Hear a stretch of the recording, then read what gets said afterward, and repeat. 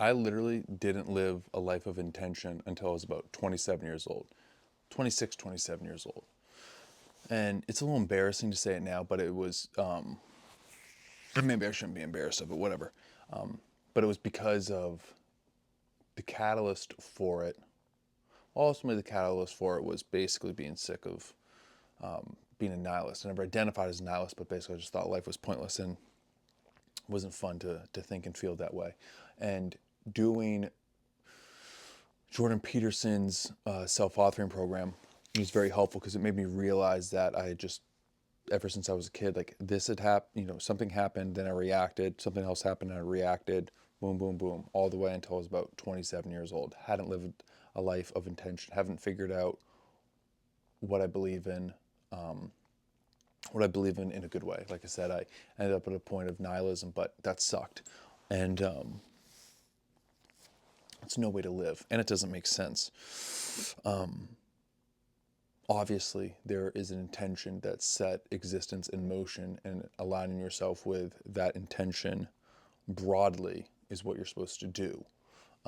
That doesn't answer for what, that doesn't give an answer to the meaning of life broadly, but if you're in a soccer game, the point of the game is to play soccer and to win the game. Now, how one becomes an individual is to first understand yourself and what you're doing and why, which is easier said than done. I think you have to get to the point where you can get a grasp on your own life, on yourself, and you can be able to come to terms with your own life. And one of the ways that you can do that is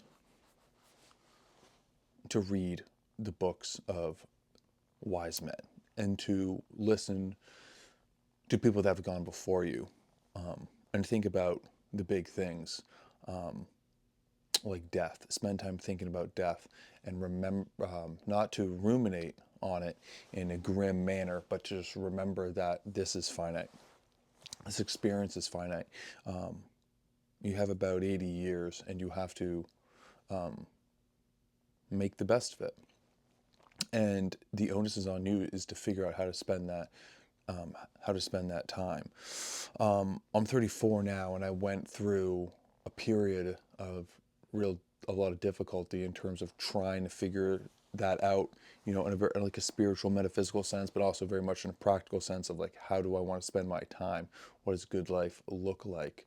How many hoes should I be banging versus how many should I not be banging?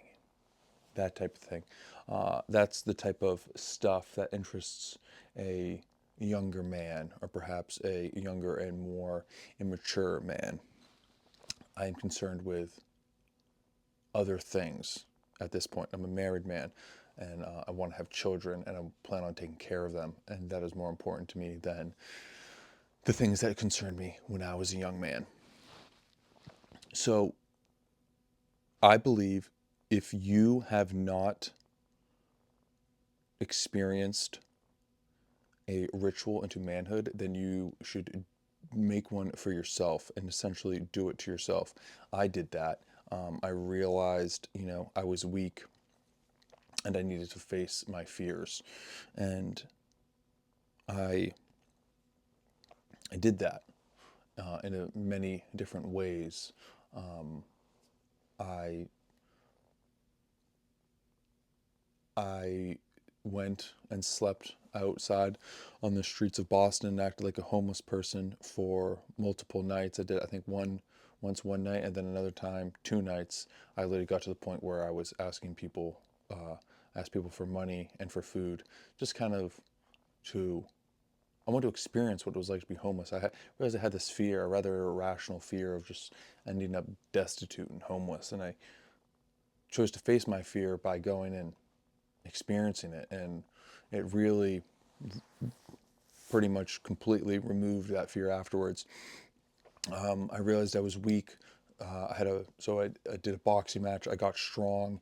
I did an Ironman. I ran a 50-miler race. I did these things to instill a, you know, a mindset that I can accomplish things, and that I can do hard things, and I can work through pain. And also another main idea is that there is no finish line. For something to be uh, perfect, it has to be complete. And since life, as a human, you are on a trajectory. You're like a shooting star. You're not a static thing. We appear in existence and then we leave. Um, so we are only a life is only complete in death, and that is what you must do. You must live your life fully. There is no place where you can arrive and you say, like, I'm perfect, I'm done, and everything is good, and there is nothing else to do, and I will just exist in the bliss of my success until the day I die. Each day is a new day, and you must adhere to the tasks of the day until there are no more days for you to experience. And accepting that, again, easier said than done.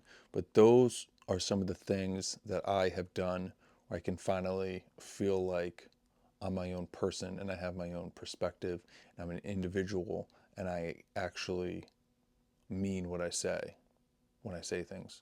And I feel like